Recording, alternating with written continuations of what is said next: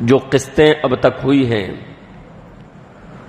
وہ پیارے نبی علیہ الصلاۃ والسلام پر پہلی وحی تک آپ کے سامنے آ چکا کہ اللہ کے نبی علیہ الصلاۃ والسلام پر غار حرا میں پہلی وحی اور پہلی وحی کی 5 آیتیں، اقرأ بسم ربک الذی خلق خلق الانسان من علق اقرأ وربک الاکرم الذی علم بالقلم علم الانسان ما لم یعلم، یہ 5 آیتیں پہلی وحی میں نازل ہوئیں۔ اس کے بعد وہ پورا واقعہ کہ رسول گرامی علیہ الصلاۃ والسلام اپنے گھر گئے اور حضرت خدیجہ سے کہا کہ چادر اڑاؤ چادر اڑاؤ، اور پھر اس کے بعد جب آپ کا خوف تھوڑا کم ہوا تو حضرت خدیجہ آپ کو اپنے چچا زاد بھائی ورقہ کے پاس لے گئیں، اور پھر انہوں نے یہ خوشخبری سنائی، وہ تمام نشانیاں سن کر کہ یہ تو اللہ کے منتخب کیے ہوئے رسول ہو گئے، کیونکہ یہ وہی فرشتہ ہے جو حضرت موسیٰ علیہ الصلاۃ والسلام کے پاس آیا کرتا تھا۔ اس کے بعد وحی جو ہے کچھ دنوں تک نہیں آئی، جس کو وحی کی بندش کہا جاتا ہے، فترۃ الوحی، تو اس کو وحی کی بندش کہا جاتا ہے، یعنی کچھ عرصے کے لیے وحی نہیں آئی۔ اب اس میں سیرت نگار جو ہیں، یعنی سیرت کی کتابیں جنہوں نے لکھی ہیں، جنہوں نے سیرت بیان کی ہے، ان کے مختلف اقوال ہیں، مختلف آراء ہیں۔ کسی نے کچھ مدت بیان کی ہے، کسی نے کچھ مدت بیان کی ہے، لیکن اس میں صحیح ترین قول جو ہے، یعنی جو چیز راجح معلوم ہوتی ہے، وہ یہ ہے کہ وحی کی یہ بندش چند دنوں کے لیے تھی، یعنی کچھ دنوں کے لیے وحی نہیں آئی۔ بعض حضرات نے 3 سال تک لکھ دیا ہے، الگ الگ قول ذکر کیے ہیں، بعض سیرت نگاروں نے 3 سال تک کا ذکر کر دیا ہے کہ 3 سال تک وحی نہیں آئی۔ یہ ایسی چیز ہے جو معتبر روایات سے ثابت نہیں، معتبر سیرت نگاروں کے یہاں یہ چیز نہیں پائی جاتی۔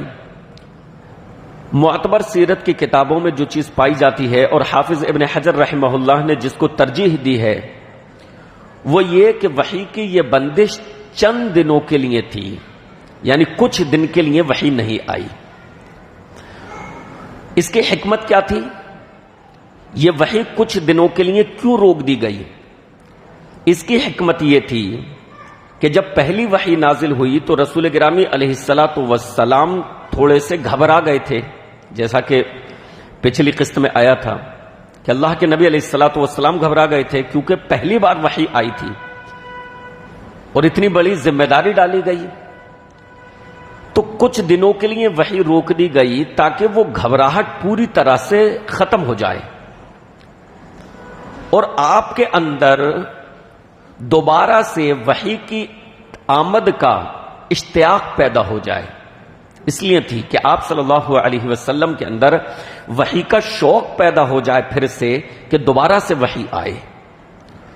چنانچہ رسول اکرم صلی اللہ علیہ وسلم وحی کے نہ آنے پر چند دنوں تک پریشان رہے، اور آپ صلی اللہ علیہ وسلم کو یہ فکر تھی کہ وہ وحی جو آئی تھی اب دوبارہ کیوں نہیں آ رہی۔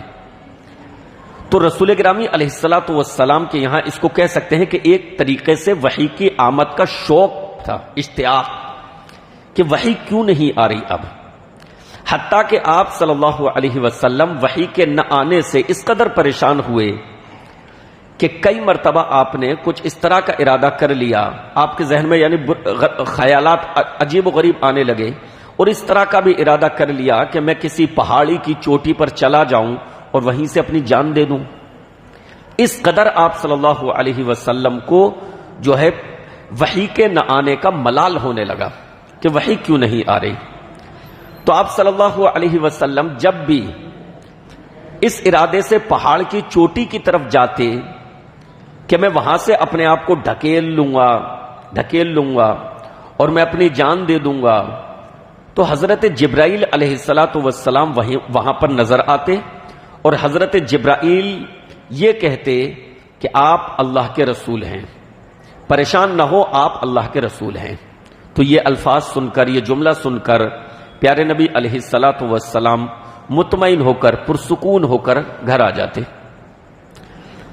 لیکن اگر پھر وحی نہیں آئی تو پھر آپ صلی اللہ علیہ وسلم اس طرح کا ارادہ فرماتے. بہرحال پھر وحی آئی.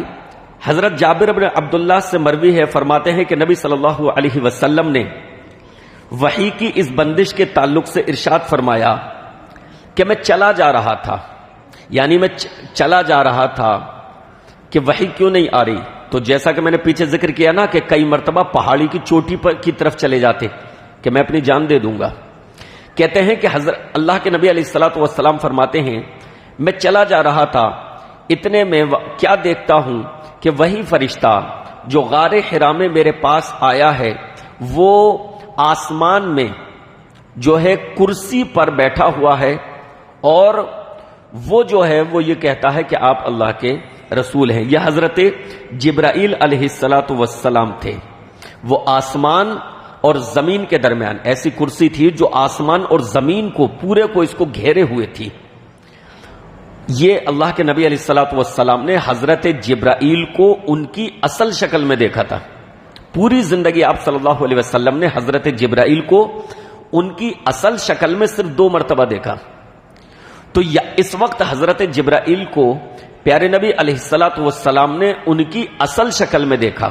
اور اصل شکل کی کیفیت یہ بیان کرتے ہیں کہ کرسی تھی جو زمین و آسمان کے درمیان پوری جگہ کو گھیرے ہوئے تھی، اور حضرت جبرائیل علیہ الصلوۃ والسلام اس پر بیٹھے ہوئے تھے.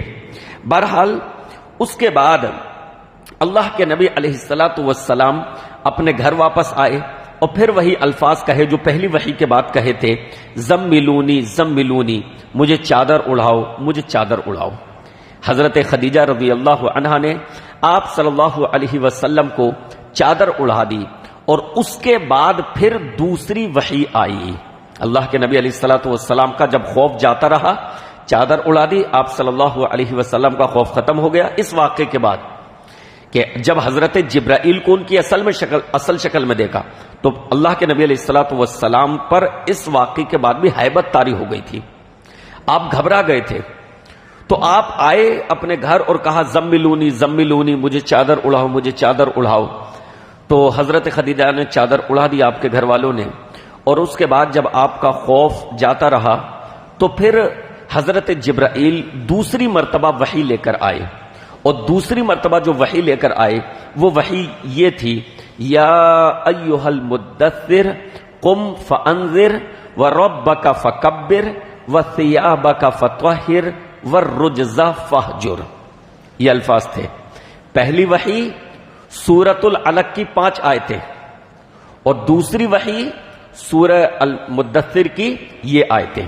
یا ایھا المدثر، اے لحاف میں لپٹے ہوئے، ایک کملی اوڑھے ہوئے، اے لحاف میں لپٹے ہوئے. یا ایھا المدثر قم فانذر، اٹھ کھڑے ہوئیے اور ڈرائیے. اٹھ کھڑے ہوئیے اور ڈرائیے. قم فانذر وربک فکبر، اور اپنے رب کی بڑائی بیان کیجئے. وثیابک فطہر، اور اپنے کپڑوں کو پاک رکھیے. والرجز فہجر، اور گندگی کو دور رکھیے، گندگی سے دور ہو جائیے. یہ آیتیں دوسری وحی میں جو ہے نازل ہوئیں. ان آیتوں میں اگر دیکھا جائے تو اللہ کے نبی علیہ الصلوۃ والسلام کے لیے اس میں دعوت و تبلیغ کا بنیادی مواد موجود ہے. بنیادی مٹیریل، بنیادی مواد دعوت و تبلیغ کا اللہ کے نبی علیہ الصلوۃ والسلام کے لیے ان آیتوں میں موجود ہے. یا ایھا المدثر، اے لحاف کو اوڑے ہوئے. ان الفاظ سے پیارے نبی علیہ الصلوۃ والسلام کو مخاطب کر کے ایک تو اللہ رب العالمین کا پیار ہے کہ اللہ تعالیٰ نے کس پیارے انداز میں پیارے نبی علیہ الصلوۃ والسلام کو مخاطب فرمایا، کس پیارے الفاظ میں مخاطب فرمایا. دوسرے، اللہ رب العالمین نے ان الفاظ سے مخاطب کر کے گویا کہ یہ اشارہ دیا کہ اب آرام کا وقت نہیں ہے. یا ایھا المدثر، اے لحاف کو اوڑھے ہوئے، یعنی اب آرام کا وقت نہیں ہے. اب چادر یا لحاف اوڑھ کر آرام کرنے کا وقت نہیں ہے، بلکہ اگلی آیات میں اس کی مزید وضاحت کر دی. قم فانذر، اٹھ کھڑے ہوئیے اور لوگوں کو ڈرائیے۔ گویا کہ اب وقت جو ہے اس بات کا ہے کہ کھڑے ہو جائیے اور کمر کس لیجئے اور لوگوں میں دعوت و تبلیغ کا فریضہ انجام دیجئے۔ گمراہ انسانیت کو آپ کی ہدایت کی ضرورت ہے، راہ بھٹکتی ہوئی انسانیت کو آپ کی رہبری کی ضرورت ہے، لہذا کھڑے ہو جائیے، قم فانذر، اور اب لوگوں کو ڈرانا شروع کیجئے۔ اس کے بعد اللہ کے نبی علیہ الصلوۃ والسلام کھڑے ہو گئے اور 23 سال تک اس طریقے سے آپ صلی اللہ علیہ وسلم کمر بستہ ہو گئے، اور اس طریقے سے دعوت و تبلیغ کے لیے آپ صلی اللہ علیہ وسلم نے کوشش کی کہ اپنے راحت کو، اپنے آرام کو تج دیا۔ پھر آپ صلی اللہ علیہ وسلم کا اوڑھنا بچھونا یہی دعوت کا کام تھا۔ پھر آپ صلی اللہ علیہ وسلم کا مقصد حیات صرف اور صرف یہ تھا کہ ایک ایک شخص کو ہدایت کی دعوت دیں، ایک ایک شخص کو ہدایت کی طرف لائیں۔ پھر آپ صلی اللہ علیہ وسلم کا اٹھنا بیٹھنا صرف اور صرف اسی مقصد کے لیے ہوتا۔ آپ علیہ الصلوۃ والسلام کا چلنا پھرنا 23 سال تک پھر صرف اور صرف اسی مقصد کے لیے تھا، حتیٰ کہ آپ صلی اللہ علیہ وسلم لوگوں کی ہدایت کے لیے اس قدر حریص ہو گئے اور اس قدر کوشش کرنے لگے کہ اللہ رب العالمین نے قرآن مجید میں ارشاد فرمایا، لقد جاءکم رسول من انفسکم عزیز علیہ ما عنتم حریص علیکم بالمؤمنین رؤوف الرحیم۔ تمہارے پاس ایسے رسول آئے ہیں جو تمہیں میں سے ہیں، اور وہ تم پر مہربان بھی ہیں اور تم پر حریص ہیں، یعنی تمہاری ہدایت کے حریص ہیں۔ حتیٰ کہ اللہ رب العالمین کو یہ تک فرمانا پڑا کہ اے نبی، ایسا لگتا ہے کہ اگر یہ لوگ ایمان نہیں لائیں گے تو اے نبی ایسا لگتا ہے کہ آپ ان کے پیچھے جان دے دیں گے اپنی، مطلب یہ ہے اپنے آپ کو بالکل گھلا لیں گے۔ یعنی آپ صلی اللہ علیہ وسلم کو ایک طریقے سے اللہ کی طرف سے ڈھارس بندھانی پڑی کہ آپ کا کام صرف انذار ہے، ڈرانا، آپ کا کام صرف تبلیغ ہے، آپ کا کام صرف پہنچا دینا ہے، آپ اس بات کے مکلف نہیں بنائے گئے ہیں کہ لوگ ایمان لے آئیں۔ انک لا تہدی من احببت ولکن اللہ یہدی من یشاء۔ تو پیارے نبی علیہ الصلوۃ والسلام اس کے بعد آپ صلی اللہ علیہ وسلم لوگوں کی ہدایت کے اس قدر حریص ہو گئے کہ ایک ایک کو سمجھاتے، مجمع میں سمجھاتے، علل اعلان سمجھاتے، ایک ایک کے گھر جاتے، اور اللہ کے نبی علیہ الصلوۃ والسلام کی ایک ایک کے بارے میں کوشش یہ رہتی کہ اس کو کسی طریقے سے ہدایت مل جائے۔ حتیٰ کہ اللہ کے نبی علیہ الصلوۃ والسلام نے خود ارشاد فرمایا کہ میری اور تمہاری مثال ایسے ہے جیسے آگ کے پتنگے جو ہوتے ہیں نا، جو آگ پر جان دیتے ہیں، جو آگ پر جو گر جات، آگ جلتی ہے تو اس پر پتنگے آ کر جو ہیں منڈرانے لگتے ہیں اور پھر اسی میں گرتے ہوئے جاتے ہیں وہ۔ تو اللہ کے نبی علیہ، اور ایک آگ جلانے والا ان کو بچا رہا ہوتا ہے کہ اس میں نہ گریں۔ اللہ کے نبی علیہ الصلوۃ والسلام نے فرمایا میری اور تمہاری مثال ایسی ہے، میں تمہاری کمر پکڑ پکڑ کر تمہیں جہنم کی آگ سے بچانا چاہتا ہوں، تمہاری کمر پکڑ پکڑ کر تمہیں جہنم کی آگ سے بچانا چاہتا ہوں، اور تم ہو کہ میرے ہاتھوں سے چھوٹ چھوٹ کر جہنم کی آگ میں جانے کی کوشش کرتے ہو۔ تو کتنے لوگ ایمان نہیں لاتے تھے، اللہ کے نبی علیہ الصلوۃ والسلام کی کوشش تھی ایک ایک کے پاس جا کر کہ وہ ایمان لے آئے، لیکن وہ آپ کی دعوت کو، بہت سارے لوگ جو ہے آپ کی دعوت کو رد کر دیتے تھے۔ تو رد کرنے کا مطلب کیا ہوا کہ وہ جہنم میں جانا چاہ رہا ہے۔ تو اللہ کے نبی علیہ السلام نے فرمایا کہ میں تمہیں تمہاری کمر پکڑ پکڑ کر تمہیں آگ سے بچانا چاہتا ہوں، اور تم ہو کہ میرے ہاتھوں سے پھسلتے جاتے ہو اور جہنم کی آگ میں گرتے جاتے ہو۔ تو یہ الفاظ جو تھے قم فانذر، یہ ایسے الفاظ تھے کہ گویا کہ اس میں پیارے نبی علیہ الصلوۃ والسلام کو یہ حکم دیا گیا کہ اب آرام کو تج دیجئے، اب آرام کو ختم کر دیجئے، اب آرام کرنے کا وقت نہیں رہا، بلکہ کھڑے ہو جائیے اور لوگوں کی رہنمائی کے لیے اب اپنے فریضے کو انجام دیجئے۔ اس سے اگلی آیت جو ہے وَرَبَّكَ فَكَبِّرْ، اپنے رب کی بڑائی بیان کیجئے۔ اس کا مطلب یہ ہے کہ اب محنت کیجئے توحید پر، اور اس طریقے سے کہ اس دنیا میں اللہ کے علاوہ کسی اور کی بڑائی قائم نہ رہے، شان و شوکت صرف اللہ کی، عظمت صرف اللہ کی، جاہ و جلالت صرف اللہ کی، اور اگر اللہ کے علاوہ کسی اور کی شان و شوکت ہے تو اس کو توڑ ڈالیے، اس کو بالکل الٹ دیجئے، شان و شوکت صرف اور صرف اللہ کی۔ وَرَبَّكَ فَكَبِّرْ، اپنے رب کی بڑائی بیان کیجئے۔ کیا مطلب ہے بڑائی بیان کرنے کا؟ یعنی اللہ کا نام بلند و بالا ہو جائے، یعنی توحید کا بول بالا ہو جائے، اللہ کے علاوہ کسی کی شان و شوکت نہ رہے۔ جتنوں کی عبادت کی جاتی ہے، کعبہ میں 360 بت رکھے ہوئے تھے نا، پیارے نبی علیہ السلام نے فتح مکہ کے موقع پر ان بتوں کو چھڑی سے لاٹھی سے کھینچ کھینچ کر نیچے منہ کے بل گرایا ہے۔ اس میں ایسے لوگوں کی بھی مورتیاں تھیں جو نبی تھے، جو رسول تھے، وہ ان کی بے ادبی نہیں ہوئی، وہ مورتی تھی جسے لوگ خدا مان رہے تھے تو اس کو گرانا تھا۔ مورتی کا تو کوئی ادب و احترام ہے ہی نہیں، وہ کسی کی بھی بنا لی جائے۔ تو پیارے نبی علیہ السلام نے فتح مکہ کے موقع پر کعبے میں سے مورتیوں کو، مجسموں کو بالکل صاف کر دیا، اور چھڑی سے یوں کھینچ کھینچ کر آپ صلی اللہ علیہ وسلم گراتے جاتے تھے۔ گویا کہ دوسری وحی میں جو یہ حکم ملا تھا اپنے رب کی بڑائی بیان کیجئے، یعنی شان و شوکت کو قائم کیجئے، فتح مکہ پر اس کی تکمیل ہو گئی۔ اللہ کے علاوہ پھر وہاں کسی کی کبریائی باقی نہ رہی، اللہ کے علاوہ پھر وہاں کسی کی شان و شوکت نہ رہی، تمام معبودان باطلہ کی خدائی خاک میں مل گئی، اور صرف ایک اللہ کا نام باقی رہا۔ تو فرمایا وَرَبَّكَ فَكَبِّرْ، اپنے رب کی بڑائی بیان کیجئے، اور پھر آگے فرمایا وَثِيَابَكَ فَطَهِّرْ، اپنے کپڑوں کو پاک رکھیے۔ وَثِيَابَكَ فَطَهِّرْ، اپنے کپڑوں کو پاک رکھیے۔ گویا کہ اس میں اشارہ اس بات کا تھا کہ اندرونی نظافت کے ساتھ، جو اندرونی نظافت ہے عقیدے کی صفائی، اس کے ساتھ ساتھ ظاہری جسمانی اور کپڑوں کی نظافت اور طہارت بھی ضروری ہے۔ وَثِيَابَكَ فَطَهِّرْ، اور ایک مسلمان اس کا عقیدہ بھی پاک ہوتا ہے، اس کے کپڑے بھی پاک ہوتے ہیں۔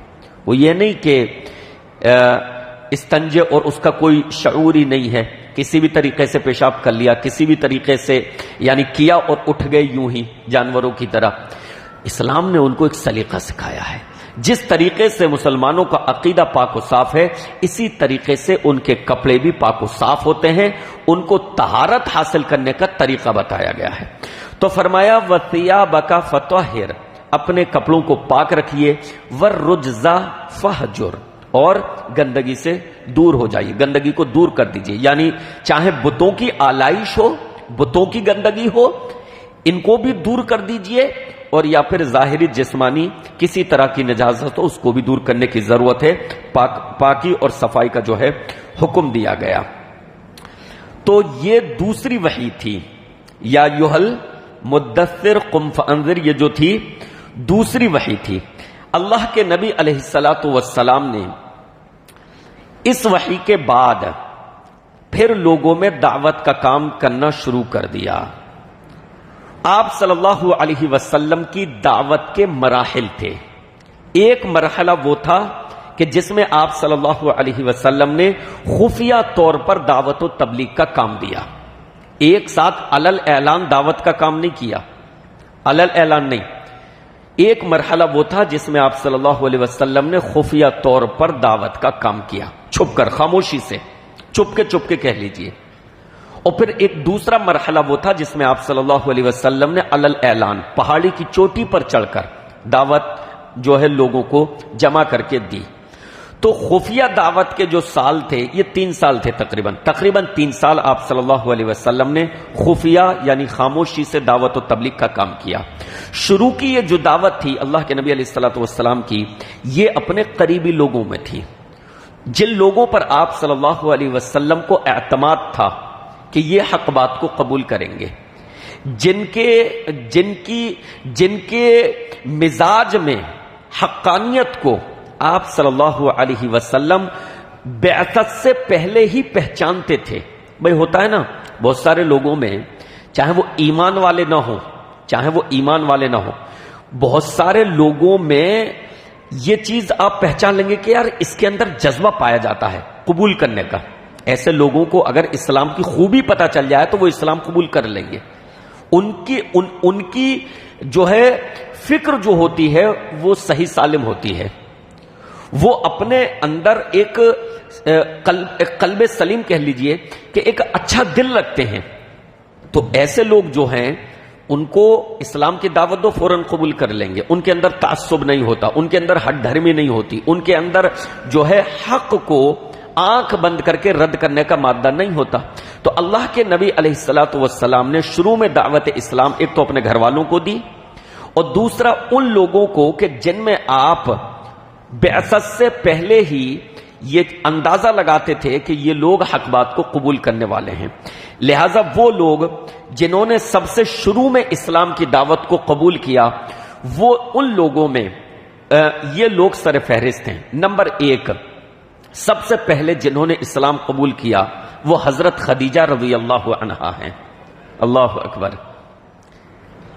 سب سے پہلے اسلام قبول کرنے والوں میں کون ہیں؟ حضرت خدیجہ. پیارے نبی علیہ الصلوۃ والسلام کی بیوی ہیں. تو آپ کے گھر والوں میں سے بھی سب سے پہلے اسلام قبول کرنے کا شرف انہی کو ہوا.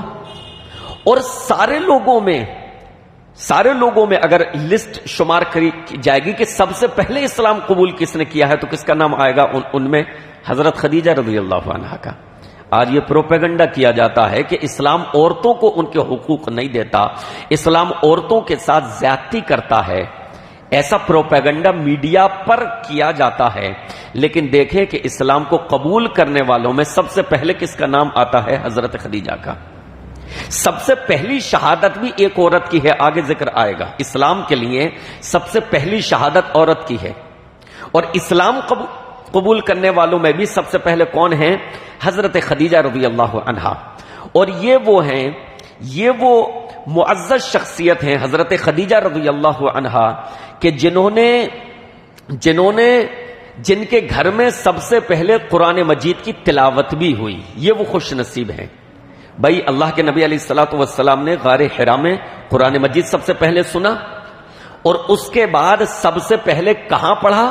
اللہ کے نبی نے حضرت خدیجہ کے گھر آ کر. وہیں تو بتایا نا کہ اس طریقے سے ایک فرشتہ آیا، یہ واقعہ ہوا، اور انہوں نے یہ الفاظ پڑھے. تو قرآن مجید کی تلاوت سب سے پہلے جناب محمد الرسول اللہ صلی اللہ علیہ وسلم نے فرمائی. اور سب سے پہلے قرآن مجید کی تلاوت کہاں ہوئی؟ حضرت خدیجہ رضی اللہ عنہا کے گھر میں. تو یہ وہ خاتون ہیں کہ جن کے گھر میں سب سے پہلے قرآن مجید کی تلاوت بھی ہوئی. اور سیرت نگاروں نے لکھا ہے کہ حضرت خدیجہ ہی وہ خاتون ہیں کہ جنہوں نے سب سے پہلے اللہ کے نبی علیہ الصلوۃ والسلام سے وضو کا طریقہ اور نماز کا طریقہ سیکھا. 5 وقت کی نماز تو بعد میں فرض ہوئی ہے، لیکن 2 وقت کی نماز پہلے سے تھی شروع ہی سے. ایک صبح کی، ایک شام کی، بالعشی والابکار. ایک صبح کی، ایک شام کی. 2 وقت کی نماز پہلے سے تھی. تو اللہ کے نبی علیہ الصلوۃ والسلام نے سب سے پہلے سیکھا حضرت جبرائیل سے وضو کا طریقہ، نماز کا طریقہ. اور پیارے نبی علیہ الصلوۃ والسلام سے سب سے پہلے وضو کا طریقہ اور نماز کا طریقہ سیکھا حضرت خدیجہ رضی اللہ عنہا نے. تو یہ سب سے پہلی ہوئی.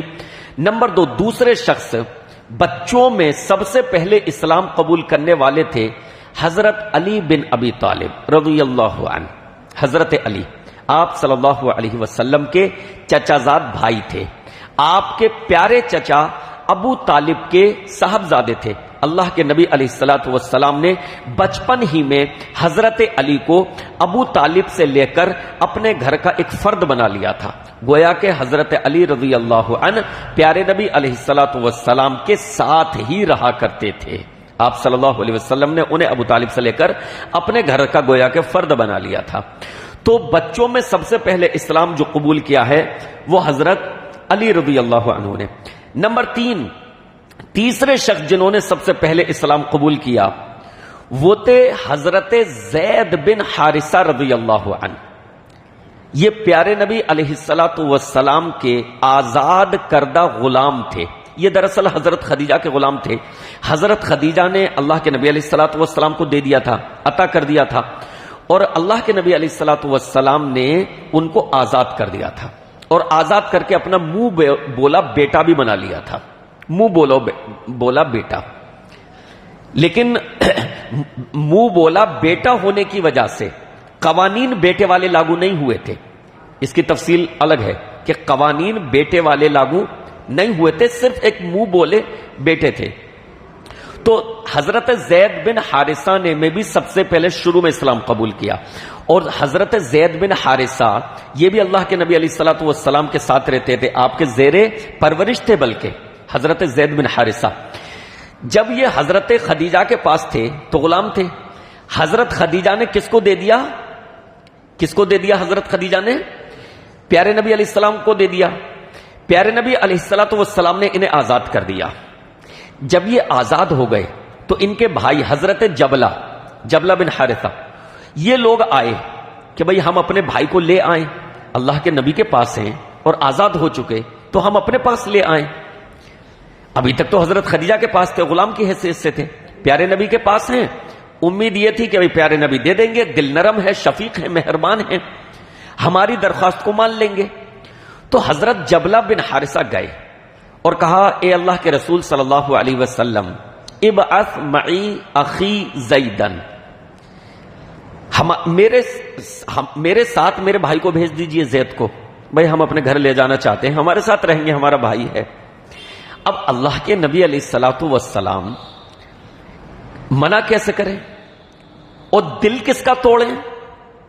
منع کیسے کریں اور دل کس کا توڑیں؟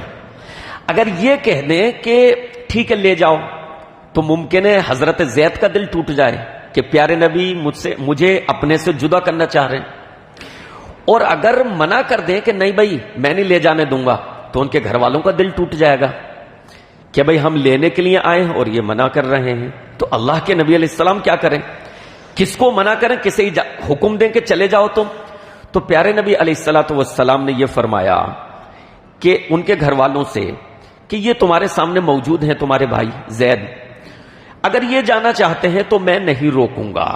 یعنی ان کی مرضی پر چھوڑ دیا، اگر یہ تمہارے ساتھ جانا چاہیں تو جا سکتے ہیں، میں نہیں روکوں گا. تو حضرت زید پر جب چھوڑ دیا گیا معاملہ تو حضرت زید نے کہا کہ اللہ کے رسول صلی اللہ علیہ وسلم میں آپ کے اوپر کسی کو ترجیح نہیں دوں گا، میں آپ کے مقابلے میں کسی کو پسند نہیں کروں گا.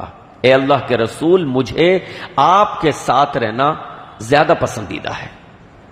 گھر والوں میں سے کہا کسی نے ارے غلامی پسند ہے تمہیں، گھر والوں کے ساتھ آزاد رہنا پسند نہیں؟ جبکہ حضرت زید اللہ کے نبی کے یہاں غلام تھوڑی تھے، آزادانہ زندگی گزار رہے تھے، لیکن وہ لوگ اپنے جذبات کے تحت ساتھ لے جانا چاہتے تھے. تو اس طرح کے جملے تاکہ چلے ساتھ. کہا غلامی کی زندگی تمہیں پسند ہے، ہمارے ساتھ جانا پسند نہیں؟ کہا حضرت زید نے کہ نہیں، پیارے نبی علیہ الصلوۃ والسلام کے مقابلے میں کسی کو ترجیح نہیں دے سکتا.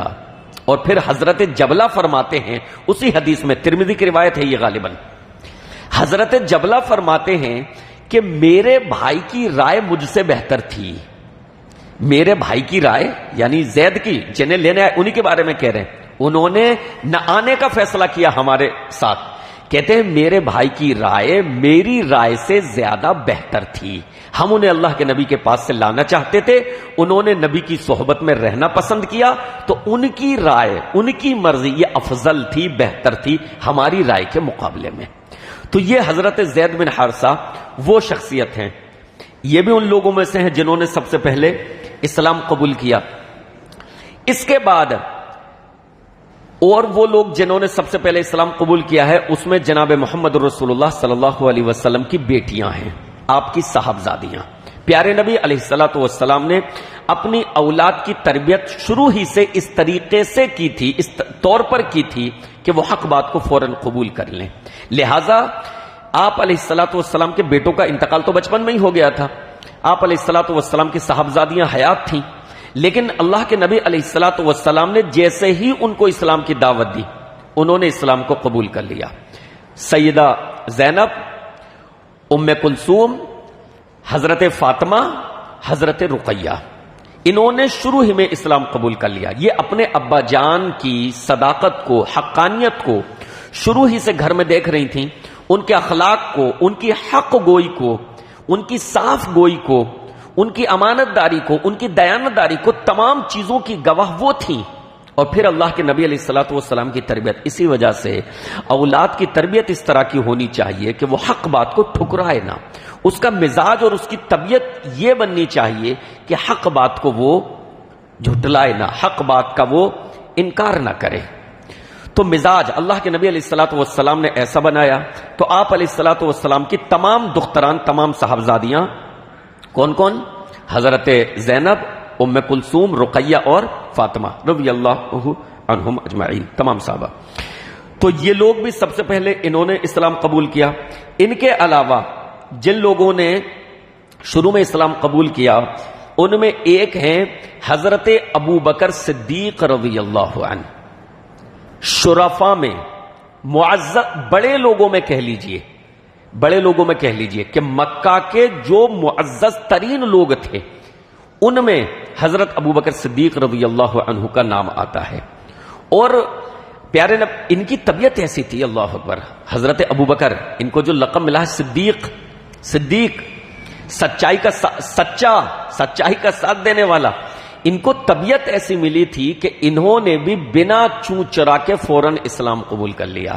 اللہ کے نبی علیہ الصلوۃ والسلام انہی کے تعلق سے فرماتے ہیں، حضرت ابو بکر کے تعلق سے فرماتے ہیں کہ میں جتنے لوگوں کے پاس اسلام کی دعوت کو لے کر گیا سب نے کچھ نہ کچھ تردد کیا، یعنی ان لوگوں کے علاوہ حضرت خدیجہ، یہ تو گھر والے تھے، عام لوگوں کی بات کر رہے ہیں، تو کہا جتنے لوگوں کے پاس میں اسلام کا پیغام لے کر گیا سب نے کچھ نہ کچھ تردد کیا، پھر اس کے بعد قبول کیا یا رد کیا، لیکن کچھ نہ کچھ تردد کیا، سوائے ابو بکر کے۔ ان کو میں نے جیسے ہی اسلام کی دعوت دی انہوں نے فوراً اسلام کو قبول کر لیا۔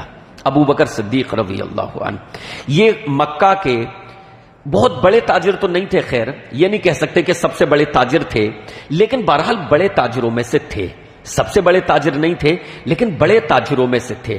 اور ابو بکر صدیق رضی اللہ عنہ کی طبیعت اور مزاج ایسی تھی کہ لوگ ان کے ارد گرد بہت زیادہ ان سے متاثر بہت زیادہ تھے، ان سے ہر طبقہ ملا ہوا تھا۔ مکے میں غریبوں کا بھی طبقہ تھا، مزدوروں کا بھی طبقہ تھا، عام جو طبقہ ہوتا ہے، تو ابو بکر صدیق رضی اللہ عنہ کا مزاج یہ تھا کہ ان کی مدد کیا کرتے تھے، بڑے فیاض، نوازنے والے تھے۔ تو جو مزدور طبقہ ہے، جو غریب طبقہ تھا، وہ بھی حضرت ابو بکر صدیق رضی اللہ عنہ کے قریب تھا۔ اسی طریقے سے جو اوپر کی کیٹیگری کے تھے، مزدور طبقے سے اوپر کے، ان کے ساتھ بھی حضرت ابو بکر صدیق کا برتاؤ، سلوک انتہائی ہمدردانہ اور انتہائی جو ہے ان کے ساتھ اپنے پن والا تھا۔ تو گویا کہ حضرت ابوبکر صدیق یہ ایسی شخصیت تھے کہ جن سے ہر شخص جڑا ہوا تھا، اس وجہ سے حضرت ابوبکر صدیق کا ایمان قبول کرنا یہ بڑی اہمیت رکھتا تھا۔ حضرت ابوبکر صدیق کا ایمان لانا، اسلام قبول کرنا یہ بڑی اہمیت رکھتا تھا۔ اور پھر حضرت ابوبکر صدیق رضی اللہ عنہ بھی پیارے نبی علیہ الصلوۃ والسلام کے ساتھ اسلام کی دعوت و تبلیغ کا فریضہ انجام دینے میں سرگرم ہو گئے۔ ان کے جو ہے تعلقات وسیع تھے، لوگ ان سے جڑے ہوئے تھے، اور چاہے وہ کمزور طبقہ ہو، غلام طبقہ ہو، مزدور طبقہ ہو، یا اوپر کا متوسط طبقہ ہو یا تاجر طبقہ ہو، جتنے بھی لوگ تھے سب جناب حضرت ابوبکر صدیق رضی اللہ عنہ کا ادب و احترام کیا کرتے تھے، ان کے اخلاق سے انتہائی متاثر تھے، کیونکہ حضرت ابوبکر صدیق اخلاقی طور پر بھی اور سخاوت اور فیاض کے حوالے سے بھی انتہائی جو ہے اعلیٰ درجے کے مالک تھے۔ حضرت ابوبکر صدیق کی کوشش سے، محنت سے بہت سارے لوگوں نے اسلام قبول کیا، کیونکہ ایسے شخص کا اثر زیادہ، تاثیر زیادہ ہوتی ہے۔ بھئی ایک انسان ہمارے ساتھ بہت ہی زیادہ اچھا سلوک کر رہا ہو، اس کے یہاں سے ہمارے یہاں راشن بھی آ رہا ہو، ہے نا، وہ ہمیں نواز رہا ہو، تو وہ کوئی بات بتائے گا تو جلدی اثر کرتی ہے دل پر، اس کی بات انسان غور سے سنتا ہے۔ حضرت ابوبکر صدیق رضی اللہ عنہ کی دعوت کے نتیجے میں جن لوگوں نے پھر شروع ہی میں اسلام قبول کیا، ان میں حضرت عثمان بن عفان رضی اللہ عنہ، حضرت عبد الرحمن بن عوف، حضرت سعد بن ابی وقاص، حضرت زبیر بن عوام، حضرت طلحہ بن عبید اللہ، یہ لوگ جو ہے، یہ 5 لوگ، یہ 5 ہی ہوئے نا، حضرت عثمان، حضرت عبد الرحمن، سعد بن ابی وقاص، حضرت زبیر، حضرت طلحہ، یہ 5 لوگ انہوں نے اسلام قبول کیا۔ اور ان کو کہہ لیجئے کہ یہ اسلام کی، جیسے اسلام کی بنیاد 5 چیزوں پر ہے نا، اس طریقے سے کہہ لیجئے کہ شروع میں یہ لوگ اسلام کے پلر کی حیثیت سے انہوں نے اسلام قبول کیا ہے۔ باقی تو اللہ کے نبی علیہ الصلوۃ والسلام کی صاحبزادیاں تھیں، بیوی تھی، حضرت علی بچے تھے، تو بڑے ان لوگوں میں جن کا اثر ہو سکتا تھا مکے والوں پر، ان میں حضرت ابوبکر اور ان کے بعد یہ 5 لوگ گویا کہ یہ پلر کی حیثیت رکھتے تھے۔ تو یہ سارے کے سارے حضرت ابوبکر صدیق رضی اللہ عنہ کی کوششوں سے، ان کی دعوت کے نتیجے میں جو ہے انہوں نے اسلام قبول کیا تھا، اور یہ پہلا گروہ تھا۔ اس کے بعد دوسرا گروہ، صحابہ کا دوسرا گروہ کہ جو حلقہ بگوش اسلام ہوئے، جنہوں نے اسلام قبول کیا، ان میں حضرت ارقم، حضرت عثمان بن مظعون، حضرت عبیدہ بن حارث، حضرت سعید بن زید، قدامہ بن مظعون، عبداللہ بن مظعون، فاطمہ بنت خطاب، حضرت عمر کی بہن، حضرت عمر رضی اللہ عنہ کی بہن، انہوں نے حضرت عمر سے پہلے اسلام قبول کیا ہے۔ تو فاطمہ بنت خطاب اور حضرت اسما بنت ابوبکر، یعنی حضرت ابوبکر صدیق کی صاحبزادی، حضرت عائشہ بنت ابوبکر، یعنی حضرت ابوبکر کی دونوں صاحبزادیوں نے بھی اسلام قبول کر لیا۔ تو حضرت اسما بنت ابوبکر اور حضرت عائشہ بنت ابوبکر، ان تمام لوگوں نے اسلام قبول کر لیا۔ پھر تیسرا گروہ جنہوں نے اسلام قبول کیا، ان میں حضرت عمیر بن ابی وقاص، حضرت عبداللہ بن مسعود، حضرت مسعود بن القاری، حضرت حاتب بن عمرو، حضرت عیاش بن ابی ربیعہ، حضرت اسما بنت سلامہ، حضرت عامر بن ربیعہ، عبداللہ بن جحش، ابو احمد بن جحش، جعفر بن ابی طالب، اسما بنت عمیس، حاتب بن حارث، فاطمہ بنت مجلل، یہ تمام لوگ، معمر بن حارث اور مطلب بن اظہر، سائب بن عثمان، رملہ بنت ابی عوف، ان تمام لوگوں نے، یعنی تقریباً یہ جو پوری لسٹ ہے، حضرت بلال، یہ اہم نام رہ جائے گا، حضرت بلال رضی اللہ عنہ غلاموں میں سے، تو یہ تقریباً جو ہوں گے یہ لوگ 40 لوگ، شروع دعوت میں 40 لوگوں نے اسلام قبول کر لیا۔ اب ایک چیز کی وضاحت کر کے آج کا اپنا درس ختم کروں، ایک چیز کی وضاحت کر کے کہ عام طور سے جو ہے وہ لوگوں میں یہ مشہور ہے، بلکہ سیرت کو بیان کرنے والے بھی بعض لوگوں نے یہ بیان کیا ہے کہ شروع میں اللہ کے نبی علیہ الصلاۃ والسلام پر اسلام لانے والے جو لوگ تھے وہ انتہائی دبے کچلے لوگ تھے، وہ انتہائی دبے کچلے لوگ تھے، ایسا تصور دیا گیا ہے، جبکہ یہ حقیقت نہیں ہے۔ بے شک دبے کچلے لوگوں نے بھی اسلام قبول کیا، لیکن سب وہی تھے یا اکثریت وہی تھی، ایسا نہیں ہے کہ سب دبے کچلے، بلکہ 40 لوگوں میں اگر پرسنٹیج نکالا جائے گا تو تقریباً وہ لوگ جو بہت کمزور طبقے سے تعلق رکھتے تھے، بہت کمزور طبقے سے، ان کی تعداد تقریباً 12-13 نکلے گی۔ پرسنٹیج اگر نکالا جائے گا تو 12-13 کی تعداد نکلے گی۔ اس کے علاوہ زیادہ تعداد جو تھی ان لوگوں کی تھی جو مکے والوں میں بھی ایک اچھی حیثیت رکھتے تھے۔ اللہ کی نگاہوں میں تو سب کی حیثیت ہے، امیر غریب کچھ نہیں ہوتا، اللہ کے یہاں تقوی اہمیت رکھتا ہے، لیکن بات ہو رہی ہے کہ ایک ظاہری معاشرے کی۔ تو یہ جو ایک تصور دیا جاتا ہے کہ نہیں شروع میں انہی لوگوں نے اسلام قبول کیا تھا جو ایک دم دبے کچلے تھے، نہیں، انہوں نے بھی قبول کیا تھا، پیارے نبی کی دعوت تو سب کے لیے تھی، لیکن ان کی ساری تعداد نہیں تھی یا اکثر نہیں تھی، ایسے لوگ تقریباً 12-13 تھے. زیادہ تر لوگ جو ہے پھر بھی وہ تھے کہ عرب سماج میں مکے میں ان کی بہت زیادہ اہمیت تھی اور معزز سمجھے جاتے تھے. مثال کے طور پر حضرت خدیجہ بڑی تاجرہ تھی نا، کوئی دبے کچلے لوگوں میں سے تھی. حضرت خدیجہ رضی اللہ عنہ، حضرت ابوبکر صدیق رضی اللہ عنہ دبے کچلے لوگوں میں سے تھے، مکے کے بڑے تاجروں میں سے تھے. تو حضرت خدیجہ، حضرت ابوبکر، حضرت علی، حضرت عثمان بڑے تاجر تھے. حضرت عثمان بہت مالدار صحابی تھے. حضرت زبیر، حضرت عبد الرحمن، حضرت طلحہ، ابو عبیدہ، ابو سلمہ، حضرت ارقم، حضرت عثمان بن مظعون، حضرت سعید بن زید، حضرت عبداللہ بن جحش، حضرت جعفر طیار، حضرت سعد بن ابی وقاص، یہ حضرت خالد بن سعید، حضرت ابو حذیفہ، تو یہ لوگ یہ اس لیول کے لوگ تھے کہ مکہ والوں کی نگاہوں میں ان کا قد بڑا تھا. تو یہ سمجھنا کہ صرف دبے کچلے بھی تھے، ان کی تعداد بھی تھی، اور ساتھ ساتھ اور لوگ بھی، یعنی معزز جو عربوں میں مکے والوں میں تصور کیے جاتے تھے، انہوں نے بھی اسلام قبول کیا تھا. تو شروع میں دعوت و تبلیغ کے نتیجے میں تقریباً 40 کے آس پاس لوگوں نے اسلام قبول کیا. اس کے بعد پھر دعوت و تبلیغ کا مرحلہ آگے بڑھتا ہے. انشاءاللہ اگلے ایپیسوڈ میں، اگلی قسط میں اس کو بیان کیا جائے گا، اور انشاءاللہ اگلے ہفتے یہ پروگرام ہوگا.